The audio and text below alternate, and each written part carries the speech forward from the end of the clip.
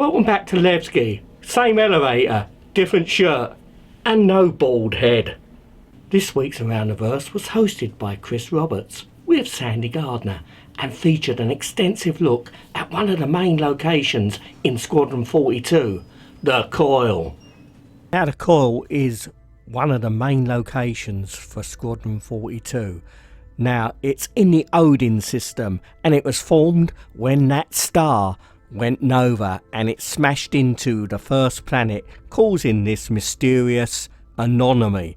And it's difficult to describe, but it seems to be some type of mixture of rock and electromagnetic energy. And of course it's rich in resources, so it's attracted the Shubin Mining Corporation into the area. Now the coil is also home to pirate groups, and that's because, well, there's some rather rich resources to gather there. Now the coil is a labyrinth. It's a maze of tunnels and passageways through, and you will have to navigate them to get to locations in the Odin system. Now in this extensive piece we saw how the developers are tackling some unprecedented technical difficulties in creating an effect as huge as the coil. They're having to use some tools which have previously been used in Hollywood special effects like VDB and Houdini FX.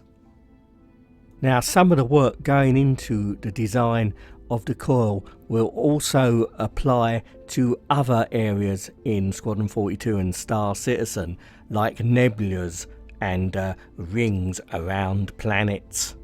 Now some of the challenges they're facing at the moment is actually reducing the amount of memory the effects for the coil takes. They want to get it down to 10% of what it's using now. Now we've previously seen the coil in the Squadron 42 vertical slice. Obviously that isn't the finished version, it's still work in progress, as we've seen in this piece they showed in Around the Verse. In fact, only days before they showed the vertical slice, they decided that the actual colour and lighting in the coil didn't seem quite right. It didn't seem menacing enough, so they changed it to a more reddy colour.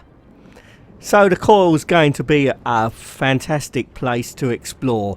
It will be in the persistent universe as well as Squadron 42, of course, but it's going to be a dangerous place as well. So well, we're going to have to take care when we fly our ships through the coil.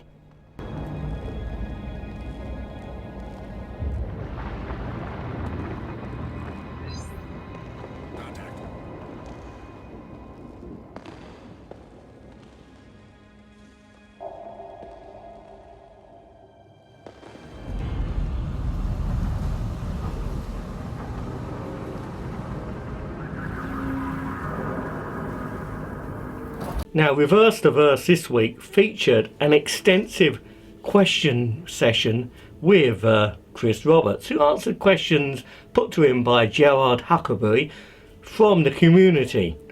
Now, Chris Roberts answered questions relating mainly to Squadron 42. Now there was one relating to the F8 Lightning. Now this ship was going to be completely unobtainable a few years ago, and it features in Squadron 42, of course. Now there will be a way for players to get the F8C Lightning. They'll be able to purchase the civilian version, the F8C, upon completion of a certain amount of Squadron 42. Also, top level concierge backers, as a reward for their generosity, will be given the F8C Lightning. Now there are different tiers of concierge members, and they will be given certain items like weapons and armour as well. So depending how much you've pledged, you'll be given something for your generosity. Now, Chris Roberts also answered questions about co-op in Squadron 42. Now, because obviously co-op could affect the storyline, this will be limited to set-piece battles. So there will be drop-in and drop-out co-op for some major set pieces in Squadron 42. If you're a recent backer, you might not be aware that Squadron 42 is only the first part of a trilogy. Now, Chris Roberts did confirm that they've started actually writing the second and third parts, but they will have to do obviously some complete performance capture for the next 2 episodes in Squadron 42. Now, Chris Roberts also did confirm that there are some very well-known actors who haven't been revealed for the cast in Squadron 42.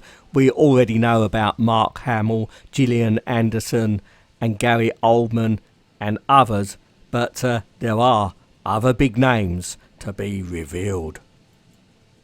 And Chris Roberts absolutely confirmed that you will be able to play as a female character in Squadron 42. And in a question not related to Squadron 42, Chris Roberts did confirm that there would be an interim patch before 3.1, which is scheduled for March.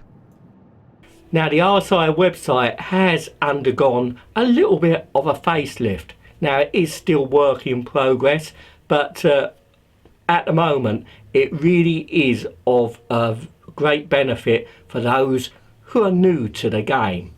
Now, one of the new sections is the production schedule. Now, what they're aiming for now is a quarterly release every quarter. They're actually aiming for that, but there are caveats, and you'll see them listed on the site. You know, unforeseen circumstances may well mean some features don't make it into each release. But there's a comprehensive guide here where you can look at what's to come, hopefully.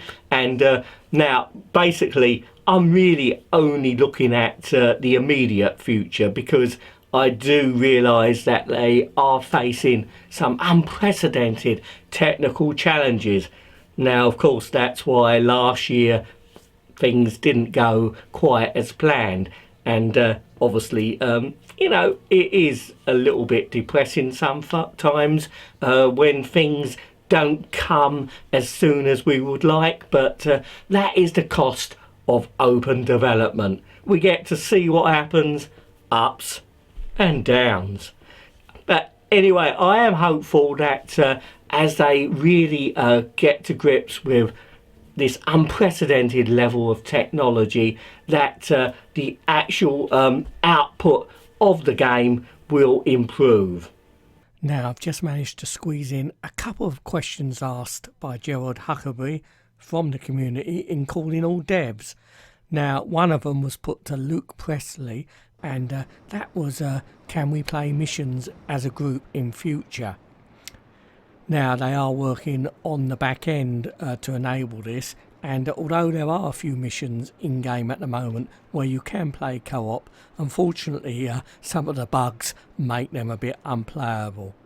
But in longer term, they hope to share missions with other players via job boards, and you'll also be able to give, say, a friend the ability to carry some cargo in their ship for you. A quick question put to Luke Davis was, when will the new Avenger be ready? And he said it should be ready for 3.2. Now, Dan Truffin in Frankfurt was asked about the medical side of gameplay, and although they're still fleshing this out, at first he said that there'd be some different stim packs available for people to apply some urgent medical aid to other players, but for more serious injuries like a broken leg, you'll have to limp to a medical station at one of the landing zones, or I guess on a space station. And at first the treatment will be probably they press a button and you will be miraculously healed. But hopefully they're going to make that more in-depth in the future.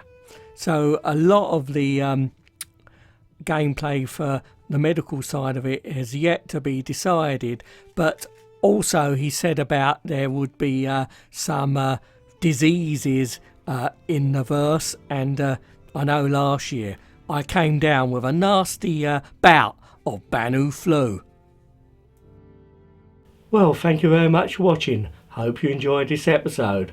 Please don't forget to like, and also if you'd like to subscribe, please do. So until next time, wherever you're watching out in that big universe, you take care, and hopefully I'll see you all sometime soon.